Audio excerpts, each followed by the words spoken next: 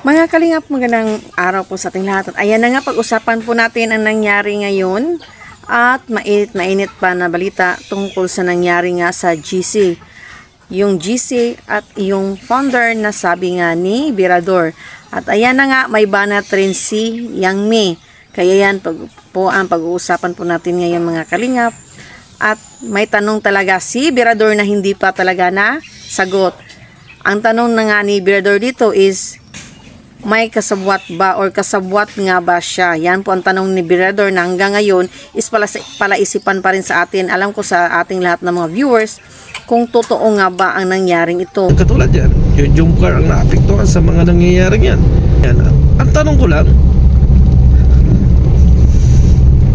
ang tanong ko na hindi nasagot, kasabwat ba kayo dyan? Ang problema, bakit need mo katungan? Bakit need mo i-live? Bakit need mo i-public? Alam mo ba ang mangyayari after your live? Naisip mo ba yun? You have brain or not? Tapos durugin yung tao? Katahimikan kalingap as admin, you have no control the personal opinion of members. Di ka naman 24/7 nakatukiya. I'm also tired in my work, guys. You know, unless wala akong trabaho. Ikaw, sarili mo, tanongin mo yung sarili mo. Ikaw mismo, nakatanong mo sarili mo na kaya mo bang matayan ang mga GC? 24 hours? Come on.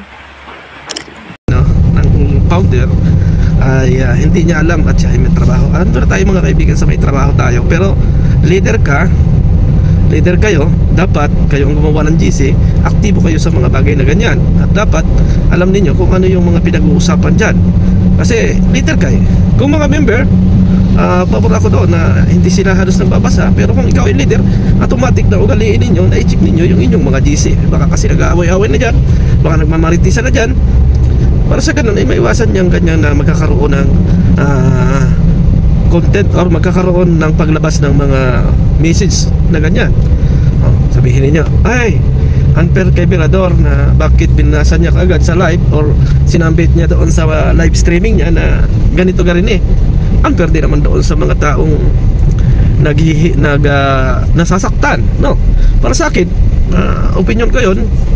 Kapag ginawa ko yun, itinago ko yung katotohanan na binabas nila doon si Kalingap Rap, pinaktakpakan ko sila. Tandaan nyo mga kaibigan, hindi ko yung pagtatakpan kung makakakita ko ng screenshot or usapan sa inyong mga GC na laban dito kay Kalingap Rap or Kuya Bal Santos Matubang. Kasi Kalingap ako Tama ako ba kayo hindi? Tama!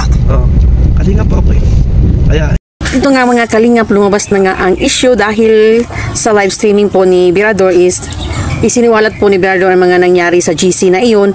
At yung isa naman nga ay syempre may banat rin dahil sa paraan po na ginawa ni Birador is sinabi po ni Birador sa kanya pong live stream at sagot naman po ni Birador is ginawa lang po niya dahil hindi na po tama yung mga ginagawa nila sa GC. At syempre, katulad ng sinabi ni Birador sa kanya pong pahayag is kalingap siya kaya kaya niya pong protektahan at isiwalat ang katotohanan tungkol nga sa nangyari sa pagmarites nila kay Kalingap Rab.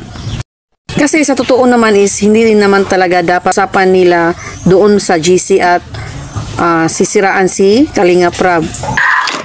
Okay. From top to bottom, guys, bigyan niyo ako ng conversation. Wala akong pasok sa inbox ng mga conversation. Ano yung nagugulat na lang ako Tapos si Kuya Andy at saka ako, ginapulutan niyo sa mga GC niyo? Sa mga live niyo? Parang wala akong nagawang, parang lahat na lang ginagawa ni Yang Mi sa Kalingap, parang lahat issue. Walang tama. Puros mali. Why? Diba? Ang sa Kalingap, walang unity, walang harmony, puros away-away, kahit ano lang, pag-awayan, kahit issue na lang. Ganun ba kayo? Natutuwa ba kayo pag-usapan tao at niyulakan yung pagkataon tao? Kung sa inyo gagawin yan, natutuwa kayo? Kasi isip-isip ko doon, kung kaya naman i-private, Ma'am Yang, next time aware ka dito, Ma'am Yang okay. Miss Yang, aware ka ba dito? May ganito ngayon, okay, we fix this one, okay.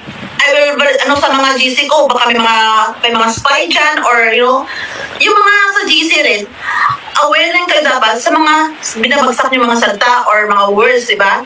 As long okay lang yung mga constructive criticism, okay lang po. Basta huwag below the belt, okay lang po yun. Ako, walang perfect na tao, guys. Lahat nagkakamali yan. Ako ay hindi na magme-message kapag nakakita ako ng ebidensya na laban sa kanila. Ibig sabihin ko, katulad ng GC na yun, na nagmaritisan sila doon sa GC na yun at ibinabas nila si Kalinga Prab, hindi po ako magme-message sa inyo. Bakit ba ako magme-message? Ay nandun na nga kayo eh, nagmamaritis na nga kayo eh. Alam nga namang itanong ko pa sa inyo na totoo ba ito? Bakit nangyari ito? At bakit kailangan ko bang itago yung katotohanan? So unfair naman mga kaibigan yun doon sa mga viewers or doon sa mga taong naghahanap ng kasagutan kung sino ba talaga yung mga nambabas. Ano? Para sa akin, yun ang naging opinion ko dyan. Sabihin yung baseball ang gusto ninyo. So kung gusto pala ninyo ng baseball at walang mangyayari na ganyan, iwasan ninyo sa inyong mga GC yan ng magmaritisan. Tama ba ako? Tama. Tama. Diba? Iwasan nyo yan. Baseball pala ang gusto ninyo eh. Iwasan ninyo na pag-usapan yung mga bagay-bagay na yan. Kung kayo ay mayroong mga salubin, huwag na kayong mag-usap-usap sa GC ninyo about dyan.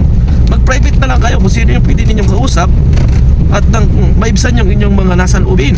Hindi yung sa GC kayo, nanghihikayat kayo na huwag niyong panoorin or isa lang ang sumilip sa live ni Kalinga Prab or sa premiere ni Kalinga Prab para sa ganun, hindi counted. So, hindi maganda yun mga kaibigan. Hindi maganda. Dapat sa isang GC, nandyan kayo, andyan na yung yung sinasabi natin mga kaibigan na pag-uusapan ninyo about doon sa inyong sa inyong mga goal kaya kayo gumawa ng GC.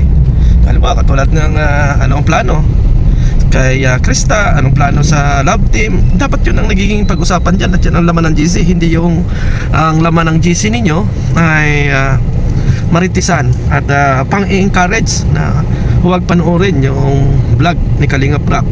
So para sa akin mga kaibigan, hindi ko na kailangan na i-message kayo o ayusin ninyo yung GC ninyo kasi ginawa na ninyo yan eh. Kayo na yung gumawa niyan eh.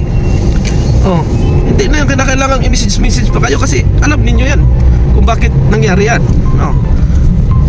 Yes, at ayan na nga mga kalingap, may lumabas na nga na isa kong katotohanan tungkol sa nangyari sa GC.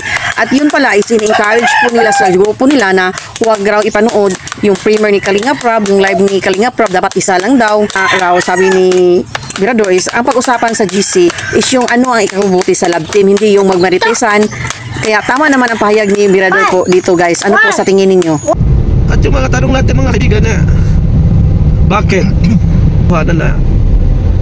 na binabas nila doon si Kalinga Prab, pinaktakpakan ko sila. Tandaan nyo mga kaibigan, hindi ko yung pagtatakpan kung makakakita ko ng screenshot or usapan sa inyong mga GC na laban dito kay Kalinga Prab or Kuya Bal Santos Matubang. Kasi Kalinga pa ko eh. Tama ako Mark, hindi? Tama! Kalinga pa ako eh. Kaya